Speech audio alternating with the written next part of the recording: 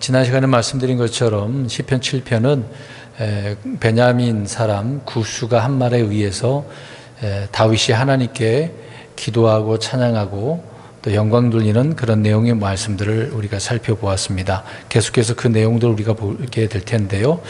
구스라는 사람이 얼마나 악했는지를 알 수가 있습니다.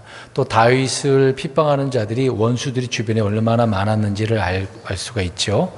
그러니까 구스가 한 말이 정말 안 좋은 나쁜 말을 했다는 것을 알 수가 있는 거죠. 그럼에도 다윗은 자기는 그런 사람이 아니었다. 만약에 그런 일을 하더라도 하나님이 내게 그런 일이 있었다면 나를 심판해 달라. 그렇게 하나님 앞에 기도하는 그런 내용들을 우리가 살펴보았습니다. 그런 악한 자들이 오늘 하나님께서 어떻게 하시는가?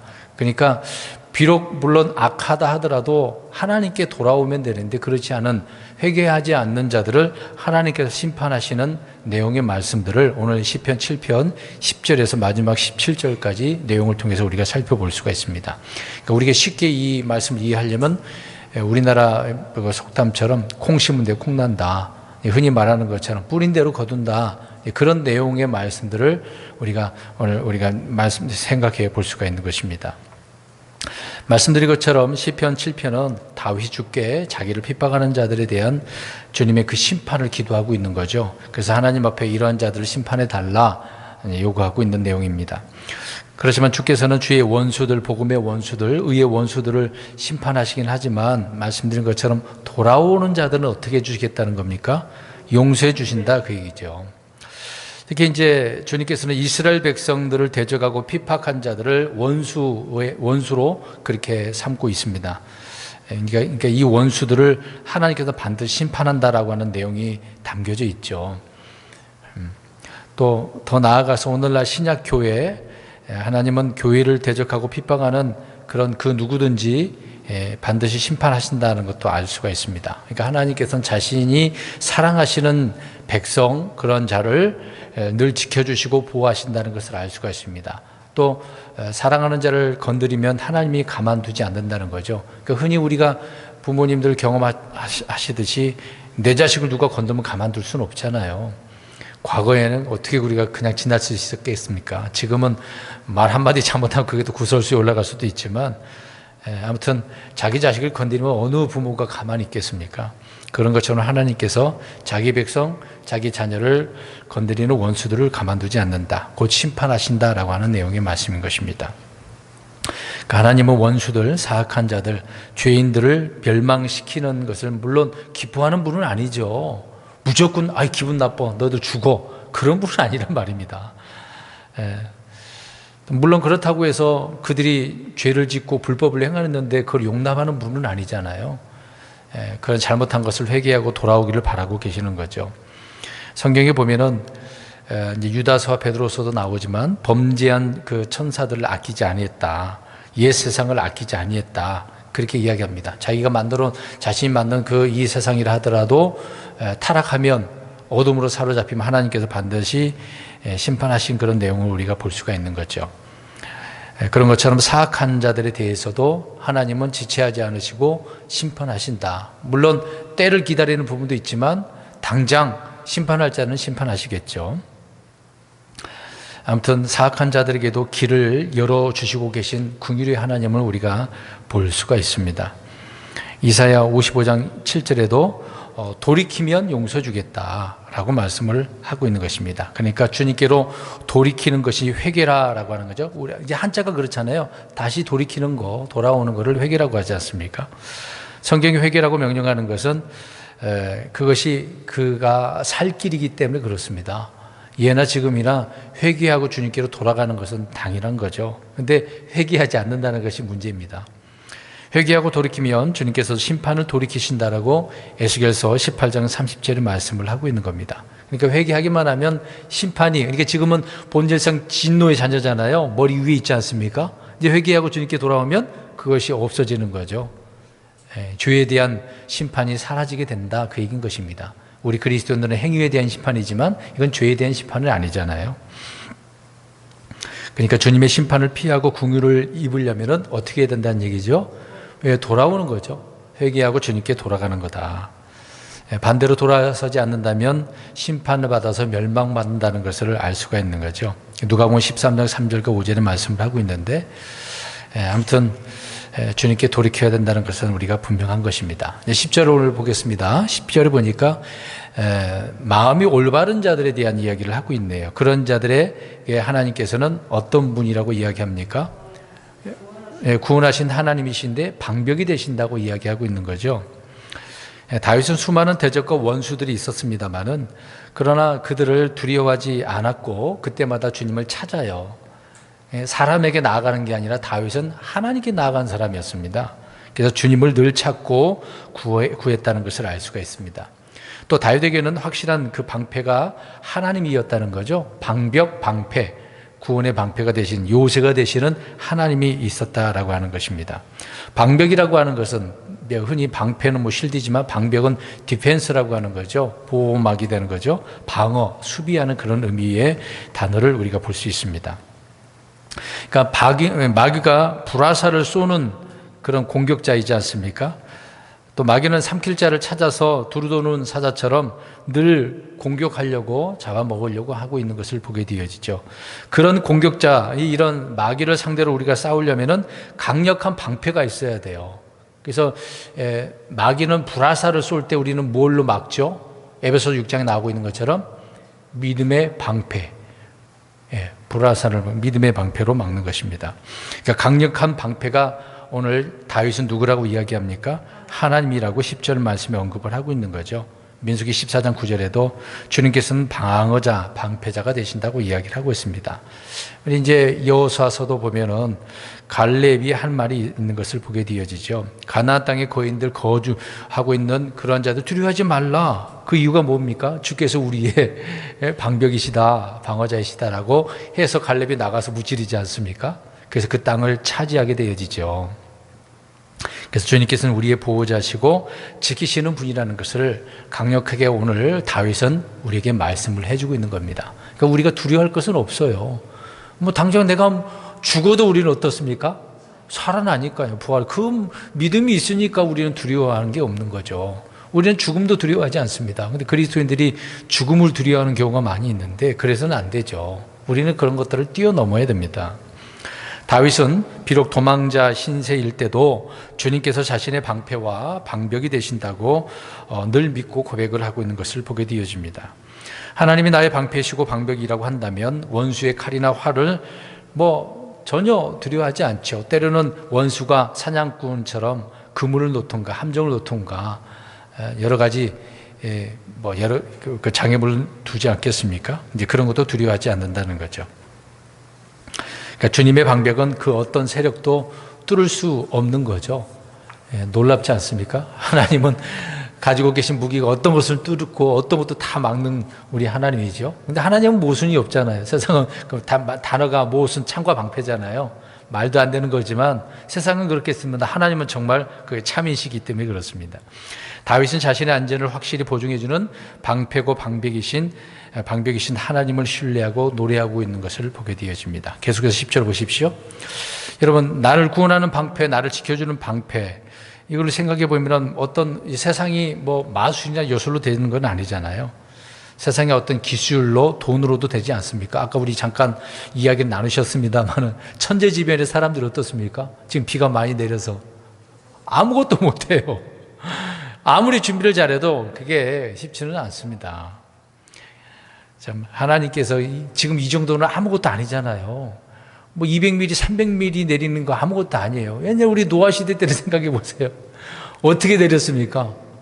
며칠 동안 내렸어요. 40일 밤낮으로 세상에 가장 높은 그 산 위에 몇 규빗 이상인가요? 10규빗 이상인가? 그 이상으로 왔다가 다 덮었다는 얘기잖아요. 그럼 지금 아무것도 아니에요. 강남이 덮인 거, 참, 그것도 지하 정도 찬 거지. 1층도 다 찬 건 아니잖아요. 그러니까 아무것도 아닙니다, 사실상.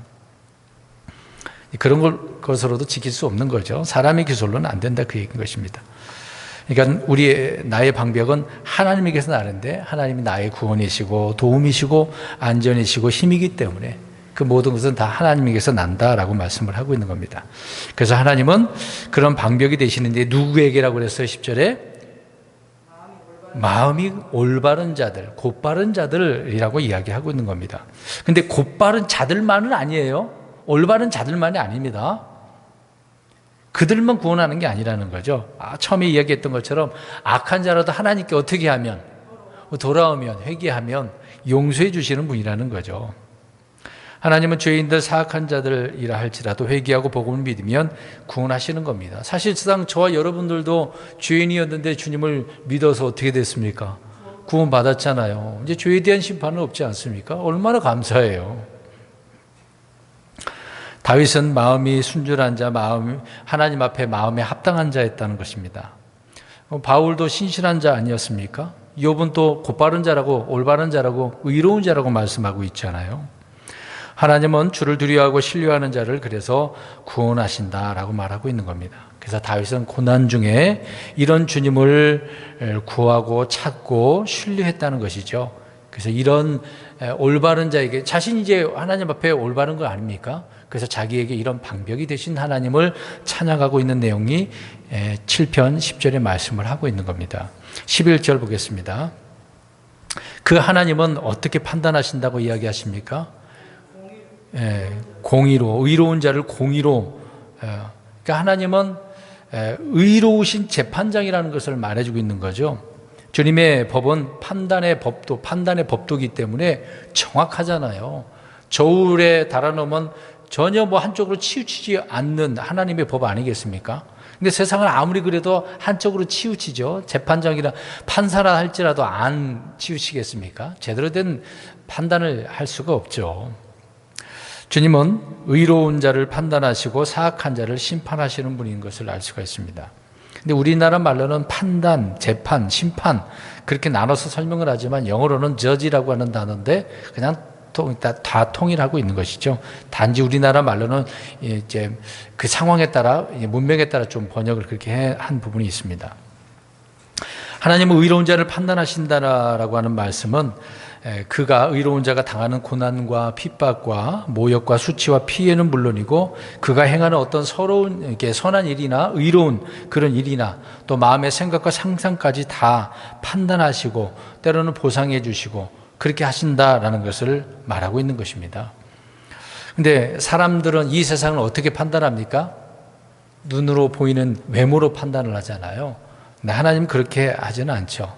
사람들은 눈에 보이는 대로 자기가 생각하는 대로 내게 이익이 생기면 그 이익에 따라서 판단을 하는 것이 이 세상인 것입니다. 경찰이나 검찰이나 판사들도 너무 그렇게 치우쳐져 있는 거죠. 근데 우리 하나님은 오리가 없기 때문에 균형 잡힌 판단, 그래서 의로운 자를 공의라고 하는 우리 의미를 알 수 있잖아요. 정확하게 판단하신다 그 얘기인 것입니다. 계속해서 17절 보십시오. 때로 어떤 사람들은 이런 지존하신 하나님도 누구를 미워하고 분노하고 질투한다, 그렇게 생각합니다. 그렇게 말하는 사람들이 있어요. 하나님은 사랑하시고 또 미워하신다. 물론 그런 말씀도 있긴 하기 때문에 그렇습니다. 하나님은 분노하시고 미워하시는 분이죠. 또 하나님은 죄를 미워하시지만 죄인은 사랑하신다. 하나님은 세상을 살아가신다라고 그렇게 외치고 있는 부분도 있겠습니다만은 하나님은 사악한 자에게 분노하시는데 날마다 분노하셔요. 시편 11편 5절에 보면 사악한 자와 폭력을 사랑하는 자를 미워하신다고 이야기하고 있습니다. 또 하나님은 거짓말하는 자를 멸하시고 피 흘리게 하면은 가만히 안 두시는 거죠. 그러한 자를 몹시 싫어하신다고 말씀을 하고 있습니다. 또 하나님은 미워하시고 가증히 여기시는 것 6가지 7가지는 정말 하나님은 가만두지 않는다는 거죠. 그것이 잠언서에 말씀하고 있는데 6장에 교만한 눈빛, 거짓된 혀, 무지한 피를 흘리는 손, 사악한 상상에 꾀를 꾸미는 사람, 신속히 해악으로 치닫는 발, 거짓말을 말하는 거짓 증인들, 형제들 가운데 불화를 뿌리는 그런 사람들 굉장히 미워하시고 분노하신대요. 그럼에도 하나님은 의로운 공의로 재판하시는 분이다 그 얘기인 것이죠. 그럼에도 지금은 은혜의 때이기 때문에 얼마나 감사합니까? 기회는 있잖아요. 아직 주님이 공중으로 아직 안 오셨으니까 이 시간 기회가 있을 때 빨리 주님께 돌아가면 되는 것인데 그게 안 되는 거죠. 그렇지만 교회가 하늘로 들림받게 되어지면 첫 열매 이제 그 다음에 본격적인 수확이 일어나고 난 그 뒤에는 대환란 때 7년 환란이라고 하는 엄청난 때가 오지 않습니까? 그때는 주님의 분노의 날이라고 이야기합니다. 그때는 돌이킬 길이 없어요. 이미 시간은, 때는 늦는 상황이 됐기 때문에. 그래서 11절에 하나님은 어떤 분이시다?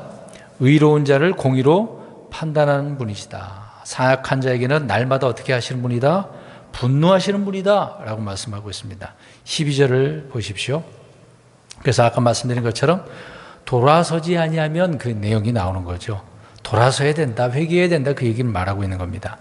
우리가 이제 신약에 와서 이제 마태복음, 물론 마태복음이 신약 시대는 아니거든요. 예수님께서 십자가에 죽으시고 난 그 이후부터 이제 본격적인 새 언약, 신약 시대가 되는 부분이지만, 마태복음 보면 침례자 요한이 어떻게 말씀을 전합니까?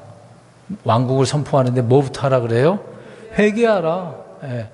아니, 우리는 지금 천국이라고 하면 안 되고 하늘의 왕국이 가까웠다 라고 해야 되겠죠? 예. 아무튼 회개하라. 우리 예수님도 어떻게 하셨어요? 처음에 회개하라. 그러니까 왕국에 들어가려면은 하늘의 왕국에 들어가면 회개부터 해야 된다는 얘기죠. 우리는 하나님의 왕국에 들어가야 되기 때문에 우리도 역시 불신자들 회개하고 하나님의 왕국에 들어가야 되는 거죠. 아무튼 이스라엘은 회개해야 돼요. 그들이 잘못한 것이 있기 때문에. 그래서 회개하라고 하는 것은 돌이키라. 이 회개는 주님의 명령인 것입니다.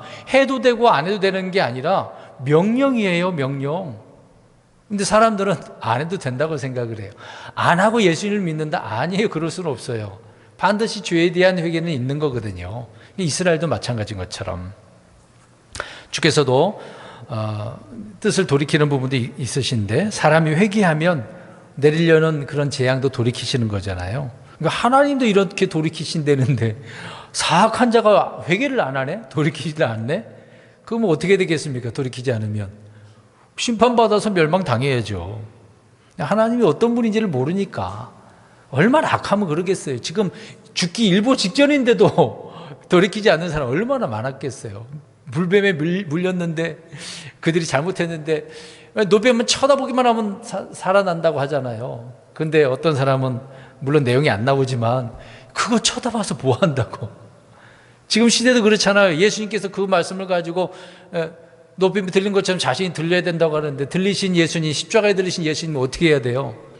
바라봐야죠. 안 바라보면 소용이 없는 겁니다. 그러니까 돌이키지 않는다는 것, 그게 문제인 거죠. 성경 어디에는 주께서 이렇게 때로는 돌이키신 부분도 있지만 돌이키지 않는다라고 하는 부분도 있어요. 그것이 무엇입니까? 오늘 사악한 자들이 회개하지 않으면 돌이키지 않는 거죠. 주님의 진노와 심판이 이미 그들에게 있기 때문에 그 부분에 대한 것은 돌이키지 않는다는 거죠. 아무튼 돌이킨다는 것은 주님의 명령이기 때문에요. 영원한 것이기 때문에 돌이킬 건 돌이켜야 되고, 돌이키지 말아야 될 것도 말할 거 있으면 그렇게 안 해야 될 필요성도 있겠죠. 그러니까 죄인은 어떻게 하지 않아서 멸망한다? 회개하지 않아서, 돌이키지 않아서. 오늘 12절에 그렇게 말씀을 하고 있는 겁니다. 그러니까 돌이키지 않으니까 하나님께서 가지고 있는 무기가 있네요. 두 가지 뭐가 있습니까? 칼과 활이 있네요. 하나님께서 활도 사용하셔요. 칼만 사용하는 게 아니라. 네. 우리가 배교한 유다를 한번 생각해 보겠습니다. 가룟 유다. 회개했을까요? 안 했을까요? 안 했어요. 안 했어요. 뉘친 적 없습니다. 그냥 후회를 하더라도 이게 회개하지는 않았던 거죠. 그러니까 돌이키지 않으니까 죽은 겁니다. 죄인이 죄를 지어서 멸망하는 것이 아니라 돌이키지 않기 때문에, 죄를 짓는 건 당연히 사망이라고 그랬으니까. 근데 기회를 주잖아요. 아직 주지 않았으면 기회는 있는 거니까. 근데 그 기회를 그들은 요구하지 않는 거죠. 받아들이지 않는 거죠. 그러니까 우상에게 세상으로 돌이키는 것은 타락한 것이고 배교인 것이고, 타락과 배교에서 치유받는 방법은 돌이키는 것인데 그게 안 되는 것이 문제입니다. 계속해서 12절 보십시오. 돌이키지 않는 사람에 대해서 하나님은 그래서 경고하고 있는 겁니다. 하나님의 칼과 활이 있다. 그것을 준비하고 계신다 라고 이야기를 하고 있네요. 언제든지 쏠 준비, 탁 내리칠 준비를 하고 계시는 거죠. 무서운 말씀인 것입니다. 하나님은 사악한 자들을 위해서 말씀하고 있는 것처럼 날마다 분노하시고 또 그들이 돌이키지 않는다면 이렇게 칼을 갈고 활을 당기신다고 이야기를 하고 있는 겁니다. 주님께서 놓기만 하면 끝나는 거죠. 그만큼 심판이 그에게 임박했다라는 것을 이야기해 주고 있는 겁니다. 그러니까 오늘 시편 7편은 누구 말을 들었고 이렇게 말씀하고 있는 거죠? 베냐민 사람? 구스. 그에게 얼마나 이 심판이 임박했겠어요. 그는 모르겠지만 다윗은 알고 있는 거잖아요. 13절 보겠습니다. 13절. 하나님은 사악한 자를 위해서 어떤 도구들을 마련해 주고 계시네요. 근데 어떤 도구라고 나와 있어요? 그를 위해 죽이는 도구, 사망의 도구예요. 사망의 도구. 그게 칼과 활이라고 말씀하고 있습니다. 성경에는 다양하게 나오는데 칼이 될 수 있고 기근이 될 수 있고 지금 전 세계가 창궐하고 있는 뭐예요? 역병, 질병 문제잖아요. 이런 것들이 하나님이 준비한 사망의 도구예요. 그것뿐만이겠습니까? 노아 때는 뭘로? 홍수로요. 롯의 때는 뭐예요? 하늘에서 유황불이 떨어지잖아요. 가나안 족속들은요, 출애굽기 23장 신명기 7장에 나오지만 가나안 족속들은 말벌. 때로는 메뚜기 때도 있지 않습니까? 곡식을 다 먹어버리게 하니까. 하나님이 준비한 그런 무기 중에 하나가 우박도 있어요. 이번에 어느 지역에 저 뉴스 봤는데 주먹만한 우박이 떨어져가지고 미국인가? 자동차 유리가 위에 지붕이 찌러지고 유리가 깨지고 그랬더라고요. 심각한 문제죠. 근데 성경에 보면 우박이 1톤이 넘어요. 어마어마하거든요. 그것이 이만한 주먹만한 것이 머리 떨어져도 그냥 즉사할 수 있는 부분인데 1톤이 넘는 우박이 떨어진다고 생각해 보세요. 그냥 찍소리도 못하는 거죠. 한순간에. 무섭습니다. 그래서 우박이 큰 돌들이라고 나와요. 이제 앞으로 환란기에 접어들게 되어지면 이런 일이 또 생기게 되어집니다. 하늘에서 재앙, 땅에서 재앙, 땅의 속 밑에서 재앙, 지진이고 파도고 쓰나미고 엄청난 그런 재앙이 오게 되어지는 거죠. 그래서 하나님은 사악한 자들을 죽이시는 이런 도구들을 너무 많이 갖고 계시고 오늘 두 가지만 나오지만 성경에 얼마나 많은데요. 상상을 초월하고 있는 거죠. 나답과 아비후는 어떻게 죽었어요? 그들이 다른 불을 들였는데 하나님께서 불로 죽이시죠. 아까도 잠깐 언급했던 것처럼 이스라엘 백성들이 불평하니까 하나님 무슨 도구로? 불뱀으로 쏴서 죽이죠. 우리가 사사기서 보면 아비멜렉은 뭐에 맞아 죽었습니까? 여인이 던진 맷돌짝에 맷돌 돌이 머리가 깨져서 죽었어요. 이거 참 지금 저는 웃고 이야기하고 있는 것이지만 참 심각한 문제잖아요. 우리가 성경의 이런 예를 살펴보면은 정말 하나님이 어떤 분인가를 두려워해야 돼요. 그런 면에 있어서는. 근데 돌아서야 되는데 안 돌아서니까 하나님은 그를 위해서 무슨 도구를? 죽이는 도구, 사망의 도구를 예비해 두셨다. 참 놀랍습니다. 그런데 사람들은 언제 죽을지 모르고 살고 있는 거죠. 이것을 생각해 보면 우리가 죽을 준비가 되어져 있는가 좀 생각해 봐야 되겠죠. 아무튼 사악한 자들은 죽음의 도구, 사망의 도구로 인해서 멸망한다라고 말씀하고 있습니다. 계속해서 13절 보시면 이스라엘이 핍박하는 이집트를 한번 보겠습니다. 그들을 위해서 하나님은 어떤 도구를 마련해 두고 계셨습니까? 바다라고 하는 물 있잖아요, 물. 홍해바다에서 물로 덮여서 죽는 거죠. 그런 예를 성경에서 우리가 많이 찾아볼 수가 있습니다. 계속해서 이제 14절 보겠습니다. 14, 15, 16절은 사악한 자들에 대해서 뚜렷하게 설명을 하고 있네요.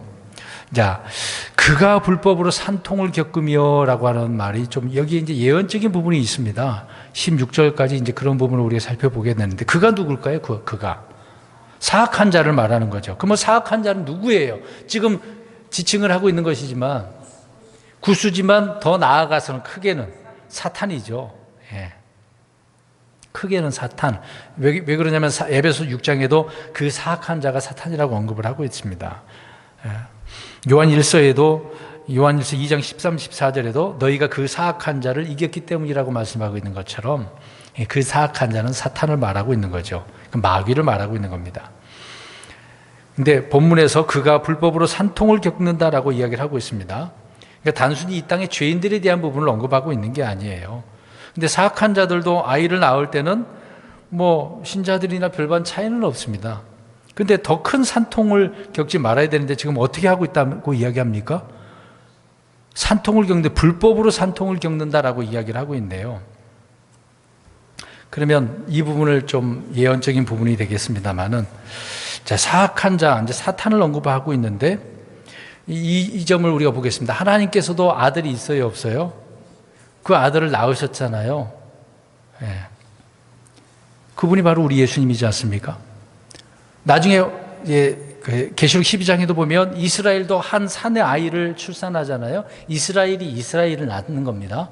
그게 교회를 낳는 게 아니고, 이제 계시록 그 부분을 우리 강의를 했기 때문에 설명드리지 않겠습니다. 근데 이스라엘은 한 아이를 낳을 때 해산의 고통을 겪는다고 말씀하고 있잖아요.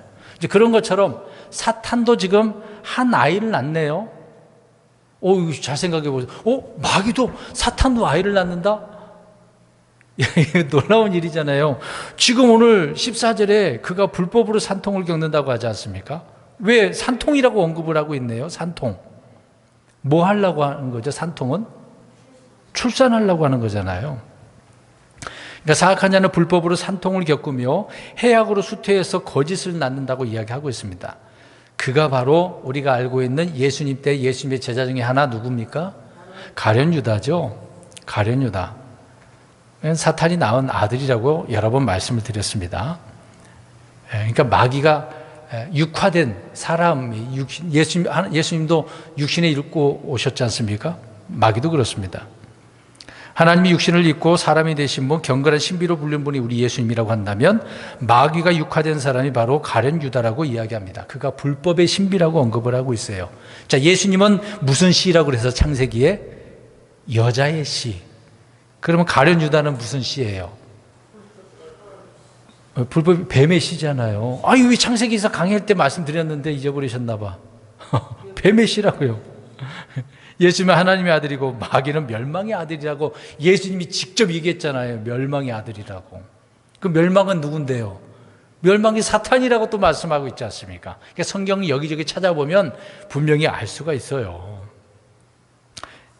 요한복음 6장 70절에 12사도 중에 하나가 마귀라고 분명히 예수님은 말씀하셨잖아요.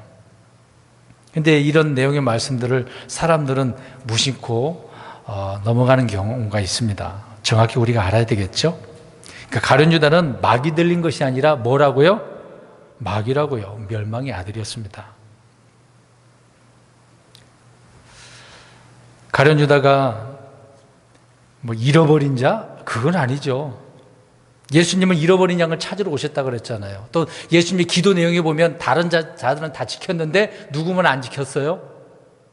가룟 유다 사악한 자는 안 지켰다고 이야기하고 있습니다. 그를 지킬 필요가 없기 때문에. 그러니까 이 사람이 누군가를 알아야 돼요. 그러니까 누가 낳은 거예요? 마귀가. 그가 불법으로 거짓을 낳았다라고 지금 우리가 몇 절을 살펴보고 있는 거죠? 14절에.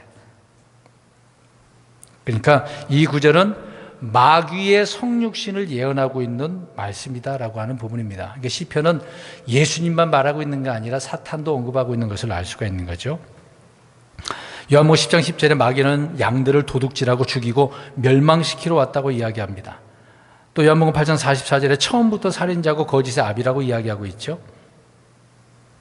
그러니까 뱀의 씨가 누군지 우리는 성경을 통해서 분명히 알 수가 있습니다. 그런 내용이라고 보시면 되겠습니다. 15절 보십시오. 15절에 그가 구덩이를 만든다. 또 그것을 팠다라고 이야기하고 있죠. 근데 자기가 만든 도랑에 어떻게 했어요? 빠져버렸어. 그러니까 처음에 제가 얘기했잖아요. 콩 심은 데 콩 나는 거. 그러니까 자기가 한 거, 자기 꾀에 자기가 넘어가는 거예요. 뿌린 대로 거두는 것을 보게 되어집니다. 그러니까 이 사악한 자가 이스라엘을 죽이기 위해서 구덩이를 만들고 팠다라고 설명을 하고 있는 거죠. 그럼 이걸 생각해 보겠습니다. 자, 유다가 예수님을 십자가에 못 박는데 앞장서긴 했습니다만은 자기는 어떻게 했어요? 목매달아 죽었어요. 목매달아 죽었어요. 파라오도 한번 생각해 보세요. 파라오가 물론 모세 때 그 얘기인데 이스라엘 남자아이를 어떻게 했습니까? 죽였어요.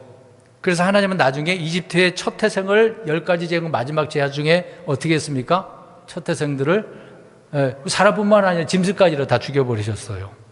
우리 하만 생각해 보겠습니다. 하만이 유대인들을 다 말살 정책해가지고 계략을 꾸며서 어디에다 매달리려고 했습니까? 장대에. 근데 누가 거기에 매달렸죠? 자기가. 하만이 매달려 죽었죠. 그러니까 자기가 뿌린 대로 자기가 거두고 자기가 행한 대로 자기에게 돌아온다라고 시편 9편 15절에 16절에 말씀하고 있는 것처럼 오늘 7편 15절에도 그렇게 언급을 하고 있네요. 그러니까 사악한 자가 행한 대로 하나님은 갚아주시는 거예요. 그러니까 율법의 눈에는 눈, 이에는 이라고 그 이 법을 그대로 이에게, 이 사악한 자에게 적용을 하시는 겁니다. 하나님은 그런 분이에요.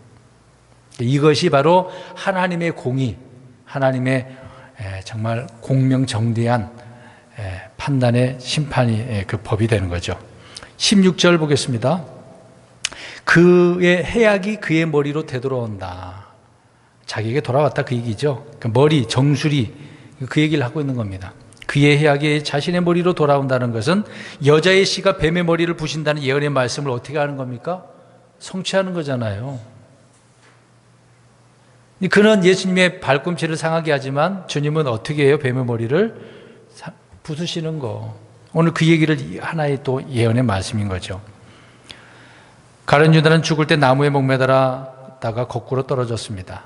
그의 머리가 부서지고 배가 터져서 죽은 거죠. 주께서 뱀의 머리를 상하게 하신다라고 하는 것은 성경에 평강의 하나님께서 곧 사탄을 너희 발밑에 상하게 하시리라, 로마서 16장 20절 말씀을 그대로 성취하게 되는 그런 내용의 말씀이 되는 거죠. 그래서 아까 14절에 16절까지는 예언의 말씀이 담겨져 있다라고 말씀을 드렸습니다. 이제 17절 7편의 이제 결론적인 부분이 되겠네요. 다윗은 그분의 의에 따라 주를 찬양할 거라고 이야기를 하고 있습니다. 그래서 내가 뭐뭐 하리라 라고 이렇게 이야기하고 있잖아요. 높으신 주의 이름을 어떻게 합니까? 노래로 찬양하겠다. 자기 믿음의 사람의 소원과 의지를 말하고 있는 거잖아요. 주님을 찬양하는 방법은 물론 다양하겠습니다만은 여러 가지 그런 찬양의 방법으로 우리는 때로는 시로, 노래로, 춤으로 이렇게 선한 행위로, 영과 진리로 하나님을 찬양하는 것이죠. 네, 간단한 내용인 겁니다. 아무리 악한 자가 발버둥 쳐도 소용없어. 나는 내 길을 갈 거야. 난 이런 어려운 환난 중에도 나는 하나님만 찬양하고 하나님만 섬기고 어떤 일이 있어도 나는 주님을 찾을 거야 라고 하는 내용이 시편 7편의 내용의 말씀인 겁니다. 아무리 구수가 무슨 말을 해도 악한 말을 전해서 또 꾸민다 할지라도 소용없다. 주님은 나의 방벽이 되시니까. 그런 것처럼 우리에게도 이런 하나님이 있다는 것을 기억을 하고 우리는 사악한 자들이 걸었던 그 길이 아니라 의로운 자로서 우리 주님이 의로우신 분이기 때문에 그 의로운 길을 가는 믿음의 사람이 되시기를 주의 이름으로 축원합니다. 기도하겠습니다.